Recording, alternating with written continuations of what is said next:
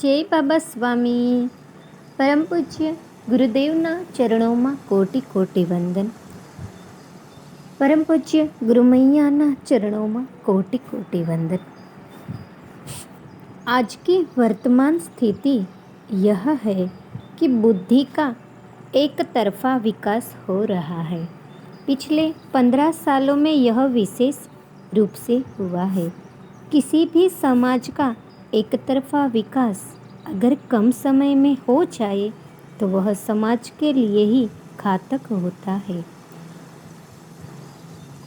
संतुलित समाज के लिए आवश्यक है कि समाज का विकास भी संतुलित ही हो।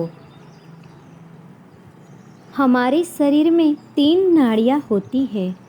लेफ्ट साइड में होती है चंद्र नाड़ी। अब भूतकाल के विचार करते हैं तब हमारा चित्त चंद्र नाड़ी में होता है। जब हम पुरानी घटनाओं को याद करते हैं तब भी हमारा चित्त चंद्र नाड़ी में होता है। दूसरी हमारी दाहिनी ओर होती है सूर्य नाड़ी। जब भी हम बुद्धि का तर्क का उपयोग करते हैं तब हमारा चित्त सूर्य नाड़ी में होता है। जब हम अपने भविष्य के बारे में सोचते हैं हमारा चित्त इसी सूर्य नाड़ी में होता है। हम भविष्य की चिंता करते हैं तब भी हमारा चित्त सूर्य नाड़ी में ही होता है। तीसरी नाड़ी होती है मध्य नाड़ी। जब हम कोई विचार नहीं करते हैं तब हमारा चित्त मध्य नाड़ी में होता है। मध्य नाड़ी में हम जब निर्विचारता की स्थिति में होते हैं तभी हम मध्य नाड़ी में होते हैं। प्रायः मध्य नाड़ी के भीतर चित्त कम ही समय होता है। जब चित्त मध्य नाड़ी में होता है तब हमारी ऊर्जा को खर्च करने से बचाते हैं। बाकी नाड़ियों में जब हमारा चित्त होता है तब हमारे शरीर की ऊर्जा खर्च होते रहती है। निर्विचारता समाज में रहकर प्राप्त होना कठिन होता है, क्योंकि जैसे ही आप निर्विचारता की स्थिति में होते हैं आसपास के विचार खींचकर आपकी खाली की गई जगह में भर जाते हैं। यह क्रिया ठीक हवा के भवंडर जैसी ही होती है। इसीलिए निर्विचारता की स्थिति प्राप्त करने के लिए मुनि निर्जन स्थानों में चले जाते हैं। आज सारे समाज में ही वैचारिक प्रदूषण फैला हुआ है और समाज को इस वैचारिक प्रदूषण की जानकारी भी नहीं है। यह विश्व की सबसे गंभीर और सबसे बड़ी समस्या है, जिससे विश्व में अनेकों समस्या जन्म ले रही है। बुद्धि का समाज में एक तरफा विकास हो रहा है। आज बाप से ज़्यादा बुद्धिमान लड़का है, लेकिन यह बुद्धि का एक तरफा विकास मनुष्य के भाव पक्ष को कमज़ोर कर रहा है। समाज में आत्मा का भाव कम हो रहा है। इसी कारण आत्मा के जो गुण थे वे भी कम हो रहे हैं। समाज में क्षमा भाव कम हो रहा है। समाज में सहनशीलता कम हो रही है। समाज में संवेदनशीलता कम हो रही है। समाज रोबोट जैसा बन रहा है। समाज को संतुलित करने के लिए ध्यान की अत्यंत आवश्यकता है। समर्पण ध्यान योग की पद्धति हिमालय के ऋषि मुनियों ने 800 साल की अपनी साधना और तपस्या के बाद बनाई है। समर्पण ध्यान योग को समझने के पूर्व उसके मूल तत्व को समझना आवश्यक है। परमात्मा का विषय समझे बिना हम आध्यात्मिक प्रगति नहीं कर सकते हैं। परमात्मा अविनाशी है और शरीर तो नाशवान है, यानी कोई भी शरीर परमात्मा नहीं हो सकता है। जिस प्रकार से मिट्टी में से कुछ मिट्टी लेकर हम चाहे वह रूप मिट्टी को दे सकते हैं, यानी रूप का निर्माण हम हमारे हाथों से करते हैं, ठीक वैसे ही परमात्मा के रूप का निर्माण हम हमारे भाव से करते हैं। हम किसी एक देवता को परमात्मा मानने लग जाते हैं। वह देवता का रूप हमारे मानने से परमात्मा हमारा अपना बनता है। मैंने बचपन में देखा है, मेरे नाना जी का परमात्मा श्री हनुमान जी थे, तो मेरी नानी के परमात्मा श्री कृष्ण जी थे। यानी एक ही घर में दो परमात्मा के रूप भी हो सकते हैं। बचपन में ही मैं यह जान गया था कि परमात्मा एक अविनाशी विश्व चेतना शक्ति होती है। इसका कोई रूप नहीं है, स्वरूप है, और रूप तो मानने के ऊपर ही निर्भर करता है। परमात्मा समय समय पर अपने रूप बदलते रहता है। वह प्रत्येक काल में किसी न किसी के माध्यम से प्रकट होते ही रहता है। परमात्मा निराकार है। आकार तो हम हमारी इच्छा के मान्यता से देते हैं। दूसरा विषय है मनुष्य का एक ही धर्म है, मानव धर्म। बाकी मनुष्य जिनको धर्म समझता है वह उपासना की पद्धतियाँ है। सभी मनुष्य के भीतर का धर्म है आत्मधर्म। बाकी जो बाहरी धर्म है वह हमने जिस घर में जन्म लिया है उस घर का धर्म हमने मान लिया है। वास्तव में धर्म यानी ज्ञान, क्या करना चाहिए और क्या नहीं करना चाहिए। परमात्मा को पाना मानो एक आध्यात्मिक स्थिति का मकान है, और उस तक पहुँचने की धर्म रूपी अलग अलग सीढ़ियाँ हैं। आपका जन्म किसी न किसी सीढ़ी पर यानी किसी न किसी उपासना पद्धति में होता है। अब उस धर्म की सीढ़ी को पकड़कर मत बैठो, उसके ऊपर चलो तो भी सभी सीढ़ियाँ मकान तक जाकर समाप्त हो जाती है। और जो परमात्मा रूपी मकान तक पहुँच जाता है वह जान जाता है परमात्मा एक ही है, सबका मालिक एक ही है। जो धर्म विशेष की बातें करते हैं वह समझ लो पहुँचे नहीं है, वे सीढ़ी के ऊपर की है। जो मकान तक पहुँच गए वे किसी सीढ़ी यानी किसी धर्म की बात नहीं करेंगे।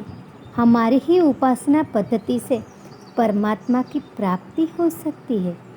कहना कठिन है, वैसा ही है जैसे सूरज केवल हमारे ही देश का है, यानी या तो आपको अन्य देशों की जानकारी नहीं है या आप सूरज के बारे में अज्ञानी हैं। आज के वर्तमान काल के परमात्मा माध्यम सद्गुरु होते हैं। सद्गुरु वह पवित्र और शुद्ध माध्यम होते हैं जिनके माध्यम से परमात्मा चैतन्य के रूप में बहता है। वे स्वयं पवित्र और निखालस होते हैं। यही कारण है परमात्मा उनके माध्यम से प्रकट होते रहता है। परमात्मा का माध्यम सद्गुरु वह पवित्र आत्मा होती है जिसके साथ लाखों आत्माओं की सामूहिकता होती है। उससे लाखों लोग जुड़े होते हैं और वे लाखों लोग के साथ जुड़े होते हैं। उनके सानिध्य में आत्म साक्षात्कार भी मांगो तो भी प्राप्त हो जाता है। आत्म साक्षात्कार वह परमात्मा की अनुभूति है जो आध्यात्मिक क्षेत्र में सबसे बड़ी है। उसके बाद मनुष्य को अपनी प्रगति अपनी ही साधना से करना होती है। आत्म साक्षात्कार के बाद ही आप बीज से वृक्ष बन सकते हो। आपकी आध्यात्म जैसे जैसे प्रगति होती है वैसे वैसे वर्तमान में रहना, दया भाव रखना, क्षमा भाव रखना, समाधान का भाव रखना, संवेदनशीलता, यह सभी मनुष्य के मूल गुण प्रकट होने लग जाते हैं। आध्यात्म का बीज प्रदान करने का कार्य सद्गुरु करते हैं। वे भीतर की यात्रा कर चुके होते हैं, इसीलिए वे साधक का भी चित्त भीतर की ओर मोड़ देते हैं।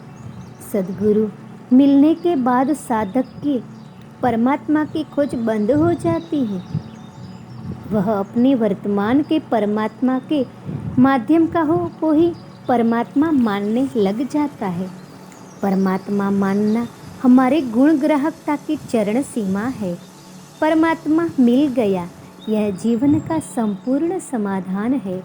इसके बाद ही आध्यात्मिक प्रगति होती है। समर्पण ध्यान योग ध्यान की वह पद्धति है जो आज के आधुनिक समय को ध्यान से रहकर ही विकसित की गई है। आज समाज में रहकर ध्यान करने का यह सबसे सरल मार्ग है। समाज में आध्यात्मिक वैचारिक प्रदूषण है और ऐसे आसपास के वातावरण में हमारा ध्यान अकेले करना संभव नहीं है। इसीलिए इस पद्धति में सामूहिक रूप में ध्यान किया जाता है। इस ध्यान की पद्धति से ध्यान में प्रगति के लिए नियमित ध्यान करना आवश्यक है और ध्यान अपेक्षा रहित होना चाहिए।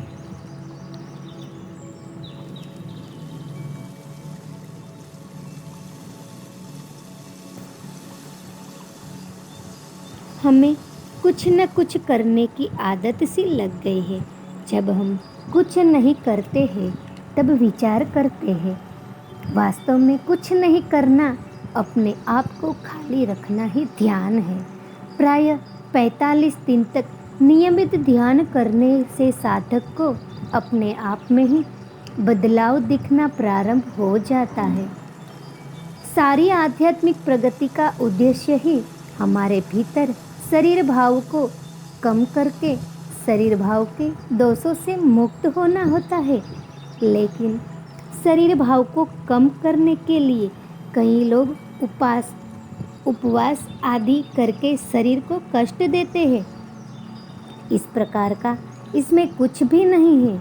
इसमें शरीर को बिना कष्ट दिए ही शरीर भाव कम किया जाता है।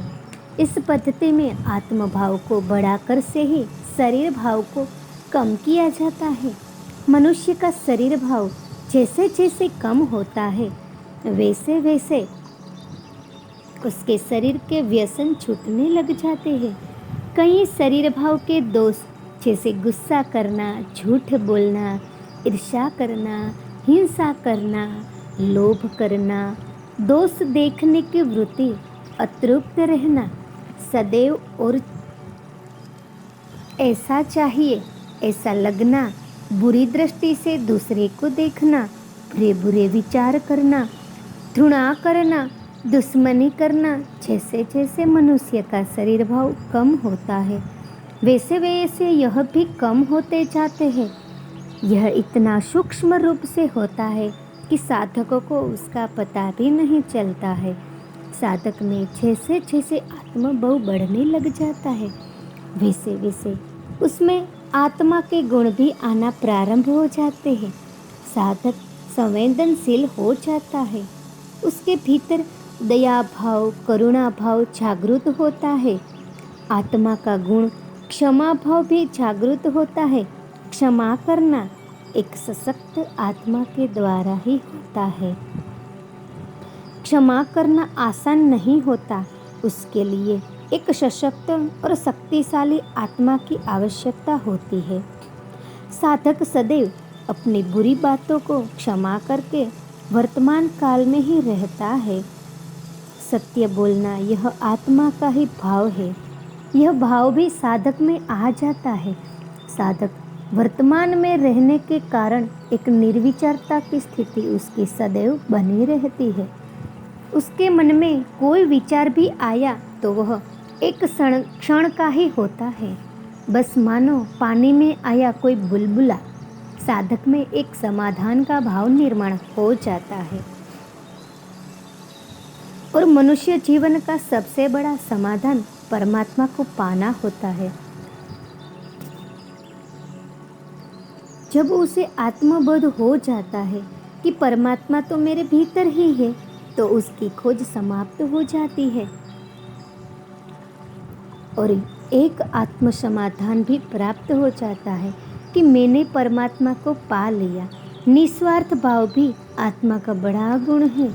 यह साधक में अनायास ही निर्माण हो जाता है और जीवन का प्रत्येक कार्य भी निस्वार्थ भाव से करने लग जाते हैं। तो जब वह आत्मा के स्तर पर कार्य करता है तो उसका किया गया प्रत्येक कार्य सर्वश्रेष्ठ होता है और उसके जीवन में सफलता उसके कदम चूमती है। इस ध्यान की पद्धति में सद्गुरु अपना अंशदान प्रत्येक साधक में चैतन्य के रूप में करता है। तो प्रत्येक साधक का निजी आत्मीय संबंध अपने माध्यम के प्रति हो जाता है। वह माध्यम से अकेले में वार्तालाप करता है, अपने सुख दुख बताता है, माध्यम से ही मार्गदर्शन भी लेता है। इसी कारण कोई साधक कभी भी अपने आप को अकेला महसूस नहीं करता है। अपने आप को अकेला मानकर लोग जैसे आत्महत्या करते हैं वैसे अकेलापन साधक को कभी महसूस ही नहीं होता। इसीलिए ध्यान करने वाला साधक कभी भी आत्महत्या नहीं करता है, यानी इस प्रकार से वह भीतर के खतरे से बच जाता है। जब साधक नियमित ध्यान करता है तो उसके आसपास ही एक आभा मंडल बन जाता है, एक पवित्र ऊर्जा का आभा मंडल। यह आभा मंडल उसको एक प्रकार की सुरक्षा प्रदान करता है। यह ऊर्जा का आभा मंडल बुरे विचारों से, बुरी व्यक्तियों से, बुरी दुर्घटनाओं से साधक की सुरक्षा करता है। यानी साधक स्वयं ही अपने आसपास एक सुरक्षा कवच निर्माण कर लेता है और इस प्रकार से साधक को बाहरी खतरों से भी सुरक्षा प्राप्त हो जाती है। और आज ऐसी मशीनरी आ गई है जिससे यह आभा मंडल देखा जा सकता है।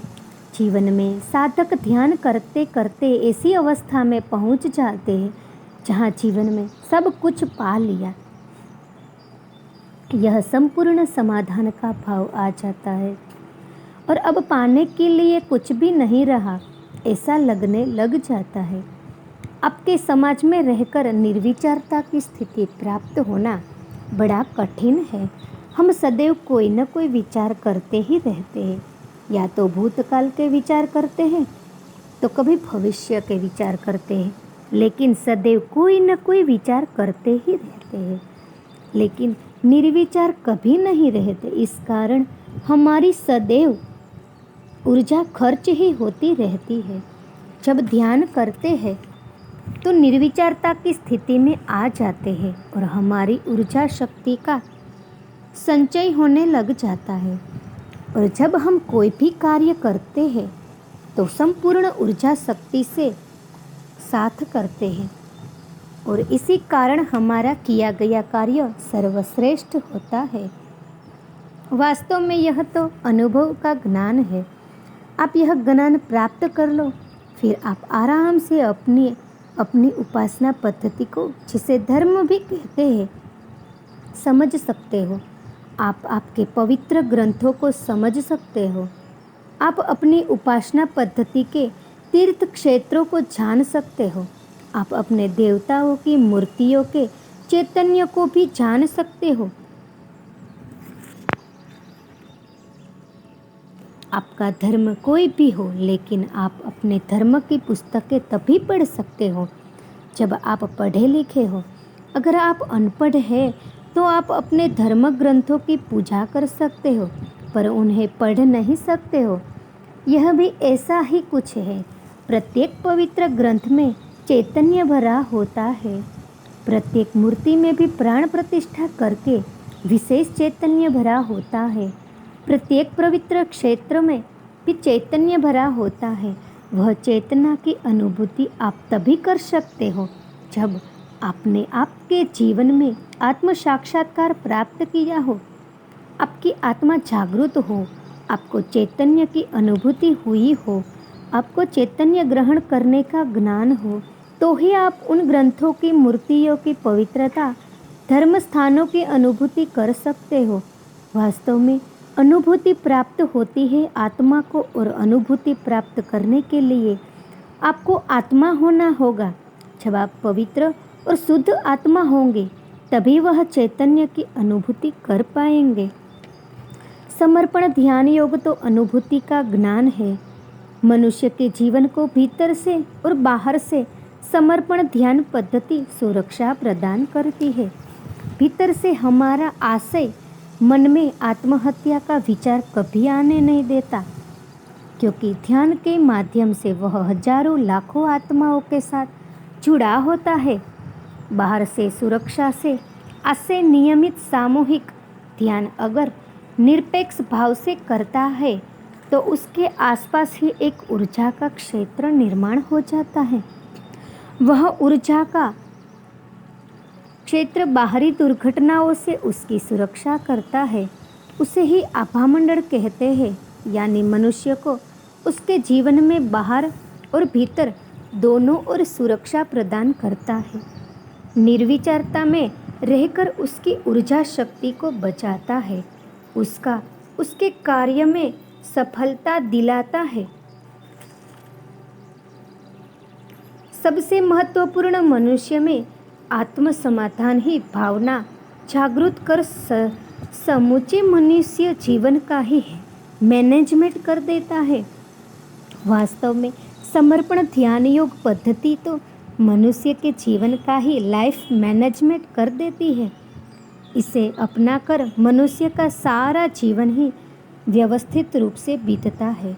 यह ध्यान पद्धति से मनुष्य का सारा जीवन ही एकांत, संतुलन और निर्विचार स्थिति में बीतता है। साल कब आया और कब समाप्त भी हो गया, इसका पता भी नहीं चलता है। मनुष्य इस ध्यान पद्धति को अपनाकर प्रत्येक क्षण को जीता है, प्रत्येक क्षण का वर्तमान में रहकर आनंद लेता है। प्रत्येक क्षण का अपने जीवन में एक आनंद होता है। वह आनंद हम तभी प्राप्त कर सकते हैं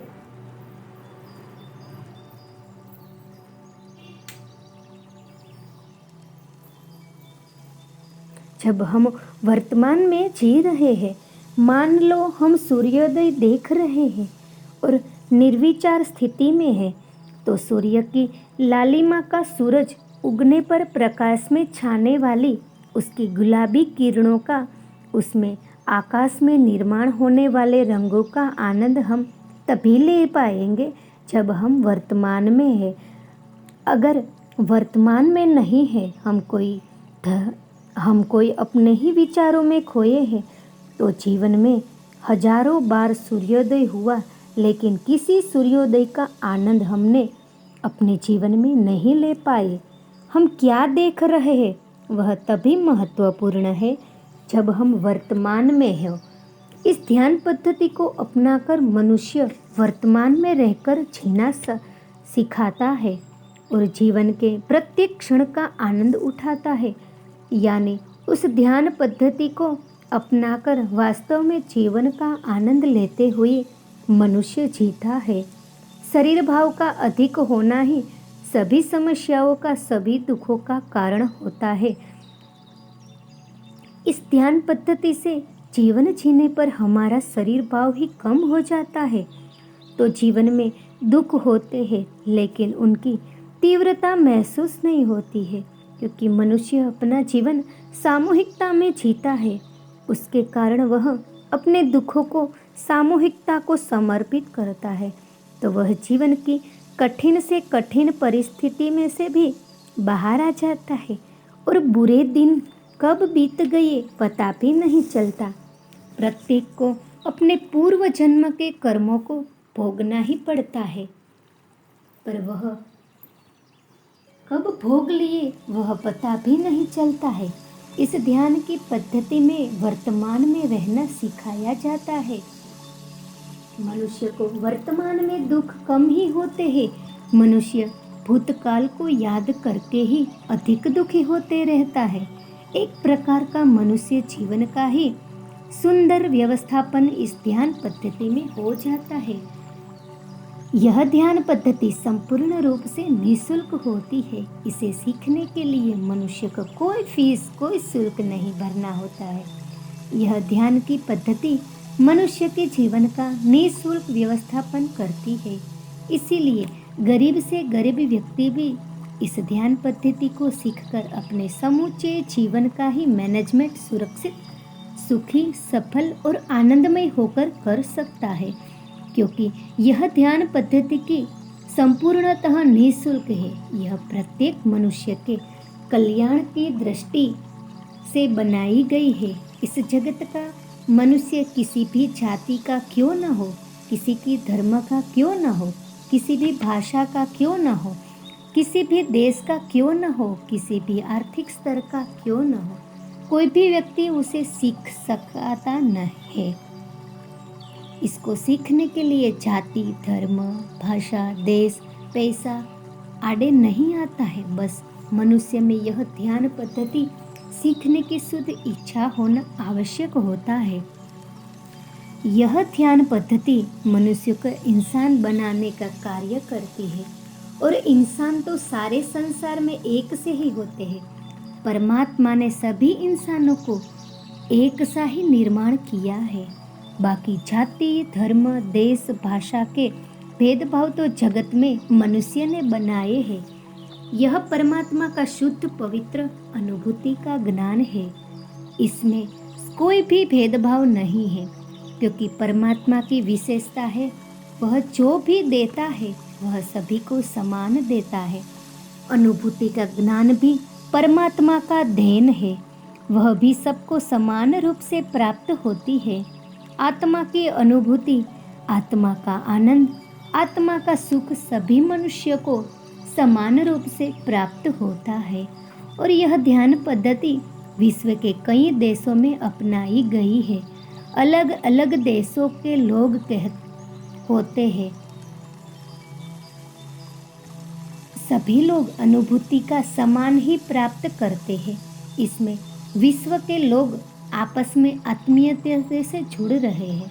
हजारों लोग एक स्थान पर 3-3 दिन एकत्र रहकर भी सभी देह भाव भूलकर आनंद प्राप्त करते हैं। आप भी अनुभूति का आनंद लेकर देखें। आप सभी को खूब खूब आशीर्वाद। आपका बाबा स्वामी 3/3/2016। जय बाबा स्वामी।